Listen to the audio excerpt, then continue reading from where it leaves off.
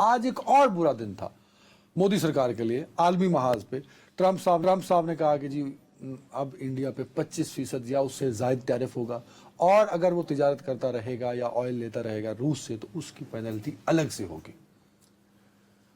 वाज़ेह किया उन्होंने आज। एक सीधी सादी बात है, मैं कल भी परसों भी आपको एक बात कहता रहा कि एक बयान होता है जो आप पार्लिमान के बाहर देते हैं, पार्लिमान के अंदर हालिया पाक भारत जंग खत्म हो जाने के बाद आपको रिपीटेडली जो है अपोजिशन लीडर राहुल गांधी, जो को गुमनाम नाम आदमी नहीं है, नेहरू खानदान से उसका ताल्लुक है, वो आपको कुछ ये कहता है कि भाई साहब हिम्मत करें, जुर्रत दिखाएं, ये कहें कि ट्रम्प 29 बार ये दावा कर चुका है। 31 हो गया सर आज।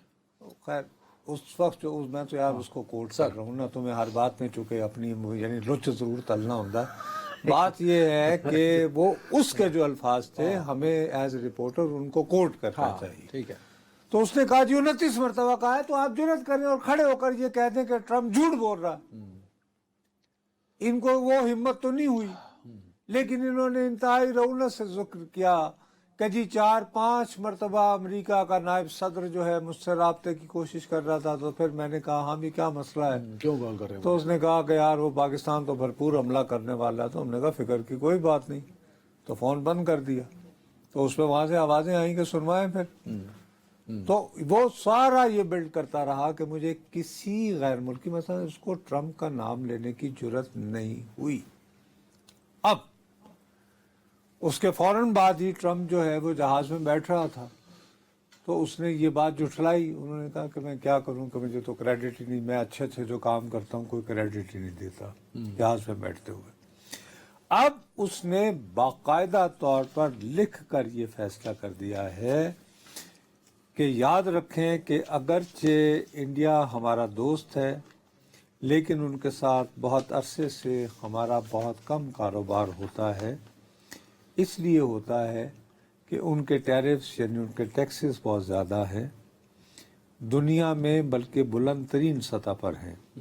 और इसके अलावा उन्होंने ये भी कहा है कि इनकी नॉन मॉनेटरी ट्रेड बैरियर्स, मतलब जैसे पाकिस्तान को कल जिस पे ये मोदी भी रो रहा था, मोस्ट फेवर्ड स्टेटस तो दे रखा था ना ट्रेड के हवाले से, लेकिन पाकिस्तान से जो चीज़ें जाती थी ना नॉन मॉनेटरी टैक्स, मतलब ये कि उसमें 100 कीड़े निकाल लेना कि जनाब आपने ये वो चीज़ नहीं भेजी है जिसका हमारे साथ वादा हुआ था, इसमें ये कमी है, ये कमी है, ये कमी है, ये कमी है, ये कमी है। अब ये नॉन मॉनेटरी है, यानी इसमें पैसे का तो लेन देन नहीं है।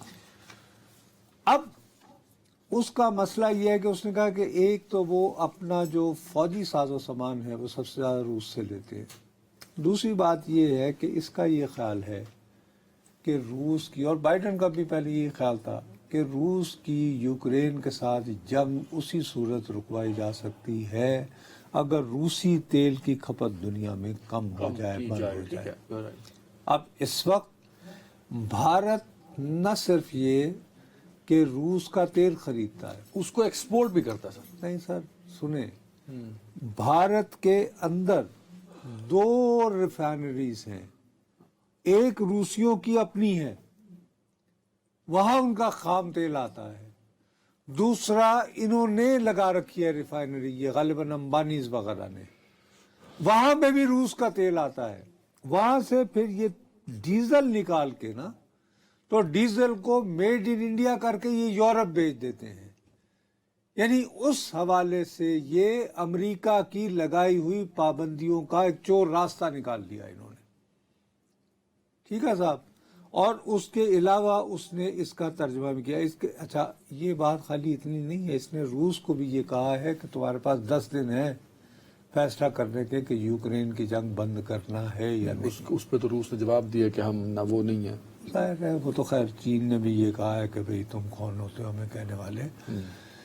मसला लेकिन भारत के लिए तो है कि भारत की इस वक्त सबसे ज्यादा तकरीबन 200 अरब डॉलर की तो वो इंपोर्ट करता है चीन से। अब वो उसको पूरा करता है भारत के साथ अपना सामान बेच के भारत का टॉप मोस्ट वो एक्सपोर्टर्स में एक्सपोर्टर से है और इम्पोर्टर है, ठीक है। ठीक है ना बात। अब इस वक्त बेहतर तो यही था कि पाकिस्तान का जो सेठ है वो इस काबिल होता कि ये जो एक फजा खाली हो रही है, आज उम्मीद है कि पाकिस्तान के कोई टैरिफ पे एग्रीमेंट हो रहे हैं। मुझे ऐसा महसूस हो रहा है कि पाकिस्तान और अमेरिका की एक अच्छी ट्रेड डील हो सकती है। उम्मीद तो यही बांधी जा रही है। लेकिन नहीं, खासी गालिबन $300 बिलियन की इन्वेस्टमेंट की तवक्को भी है। आपको ज़राअत के, मादनियात और दीगर शोबाजात में।